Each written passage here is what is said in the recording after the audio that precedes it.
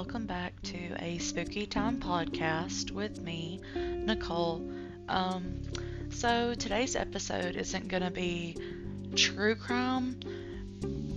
I guess it's going to be more of an unexplained than a paranormal, but it gets kind of weird and it's not really too well known apparently. I've actually been talking about this case and I explained it to a couple of my friends and one of the people that host their own podcast, and neither of them knew that these were a thing, so it's going to be pretty interesting. I'm going to shoot for getting this episode and at least one more out before Halloween. I would like to get 2 more out, but I still work full time and I do this just as a hobby for now. I would like to turn it into something full time, but I don't have the ability to do that yet. I don't have the resources, the money, the time that I really wish I did have to put forth into this podcast, because I do want her to take off and go somewhere. It's my podcast, so just roll with it.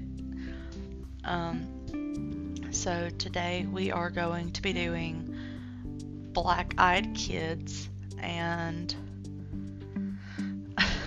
honestly, still really creeped out by this, and saying that I have been into the paranormal and the unexplained and cryptids for as long as I have been, to still be really creeped out by something is wild, because a lot of the things, they don't really scare me anymore, like just hearing about cases, unless it's something that's really, really on point. So like I said, these are different. Black-eyed children or black-eyed kids. I like black-eyed kids better. I don't know why. I guess because I go to like black-eyed peas. If you know, you know. So unlike skinwalkers and wendigos, their names don't attract them in lore. Like, the more you say their name, the more they're attracted to you. That's not a thing that I could find, at least. But these are relatively new, unlike those, skinwalkers and wendigos go back like ancient Navajo lore, so these relatively brand new compared to that. So I'll be saying BEK as in Black-Eyed Kids just for my convenience, because it is a mouthful and I'm sure somewhere along the way I will mess up. They are said to be children from the ages from 6 to 16. I don't know where they get that, but that's just what it said. They always appear sickly pale in an older time period clothing, something that's definitely not modern. Like, you would not see people out walking around in that clothing unless it was like a Ren fair or something. If they talk to you, they will say things that either make no sense, or they'll use wording and phrases that we don't use anymore, if we ever did use them. Some of them were just not a thing, but it's really odd. Typically, when they are encountered, they will come to your front door, to your car, or they will just stand there completely still. They do not look threatening. They just look like normal children, normal teenagers, but it's the dread that follows them. And if you see their eyes, they're completely solid, pitch black, and they will drive fear into you. Most of the time, if they are seen, they are asking to come inside and to use your phone to call their parents because they are lost and they don't have a phone. If you deny them entry or don't allow them to use your phone, they will start banging angrily at the door, demanding entry.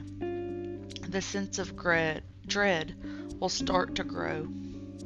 No one knows exactly what they are, nor do they know where they come from. It's speculated that they are demons, or even an alien-human hybrid.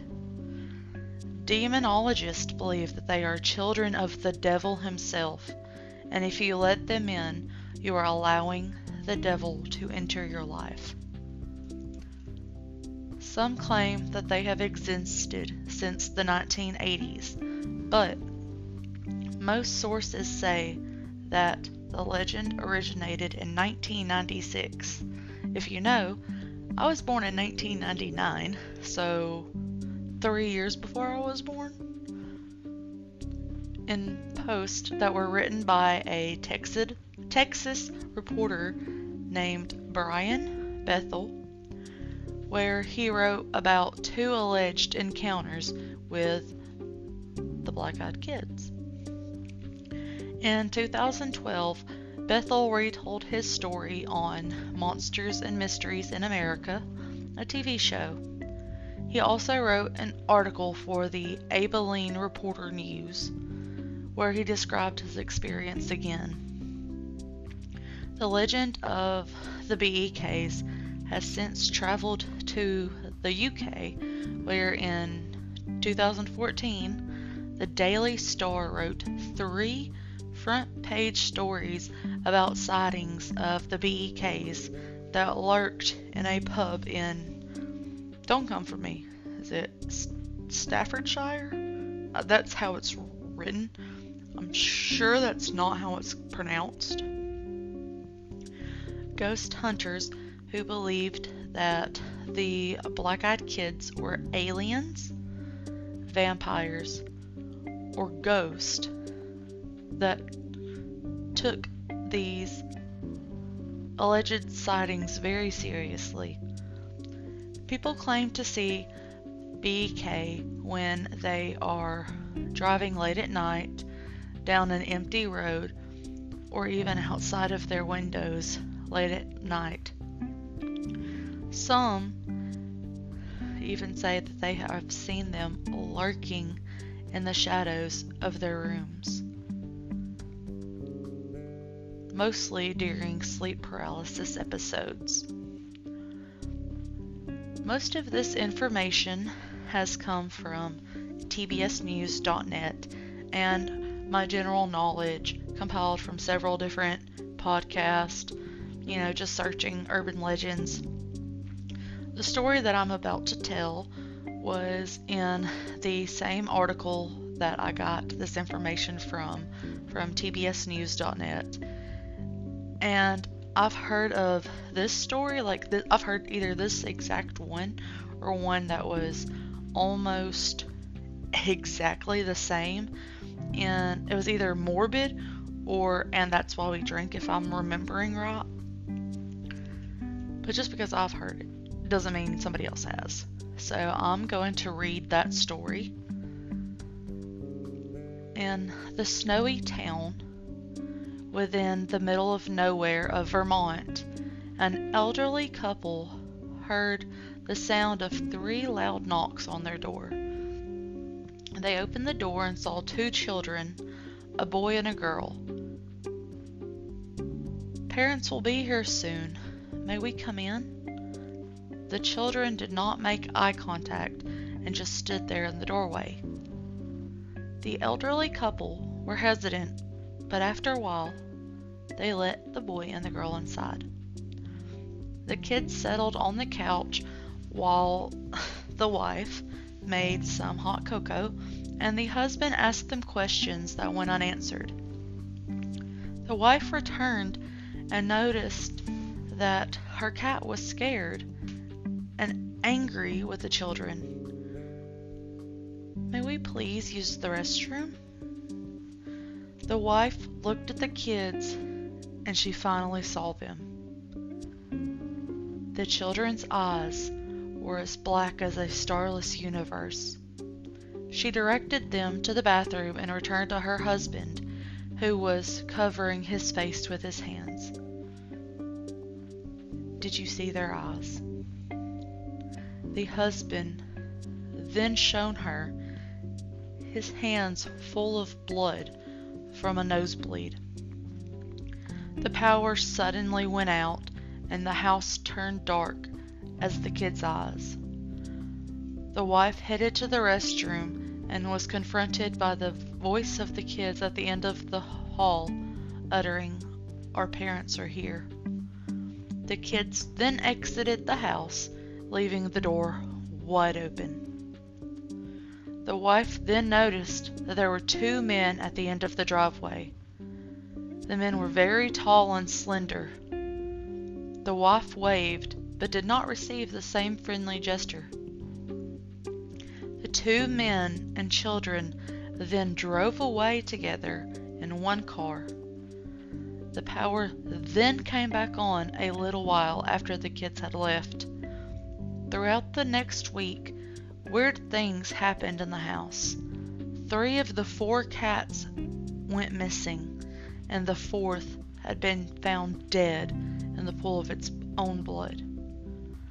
The husband continued to have nosebleeds and finally went to the doctor, where he was diagnosed with very aggressive skin cancer.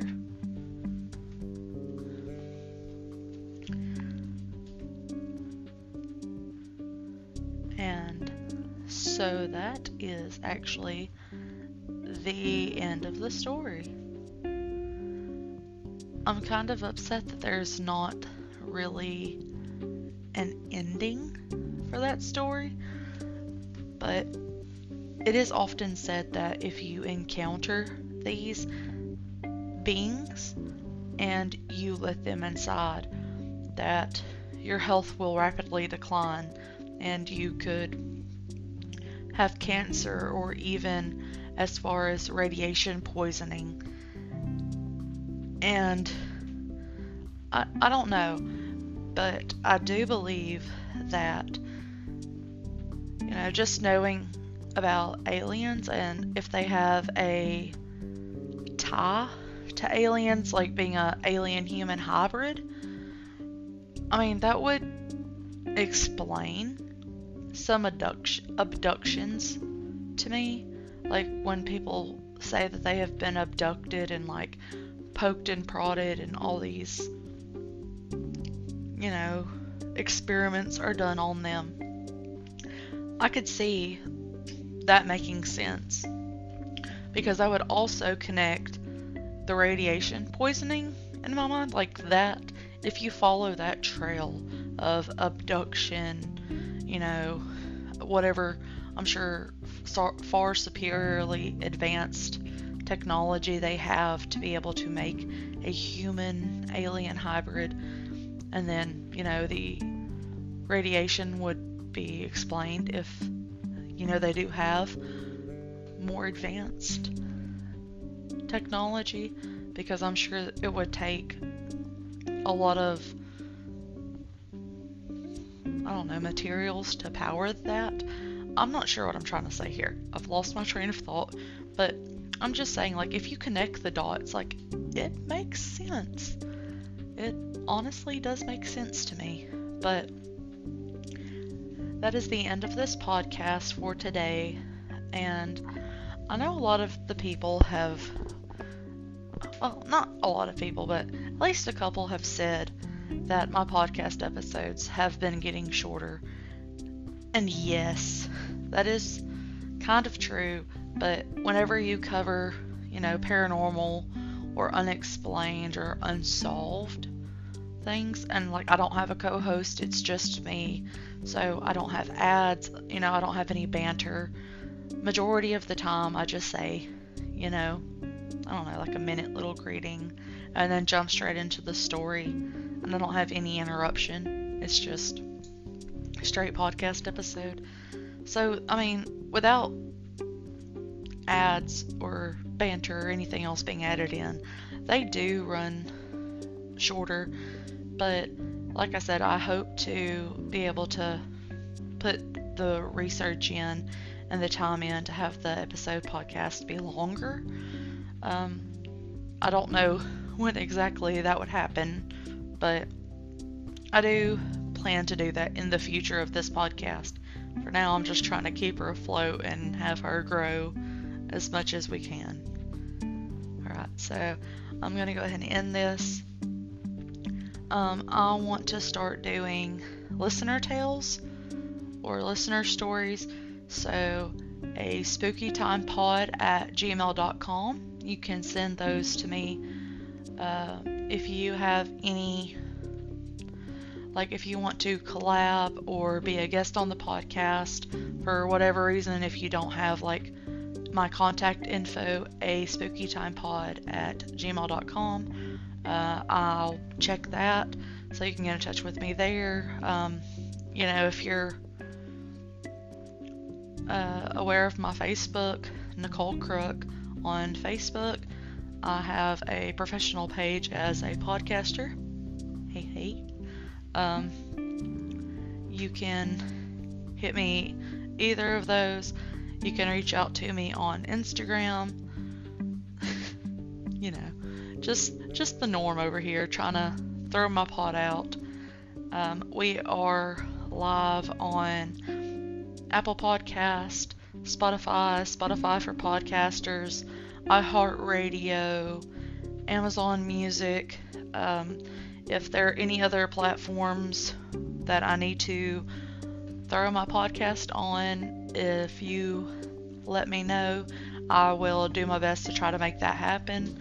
So far, I have not had a problem getting it anywhere. I've just only put it on the main platforms that I think most people would be using, and so far Spotify has been like 50% of my listeners, and I'm a-okay with that.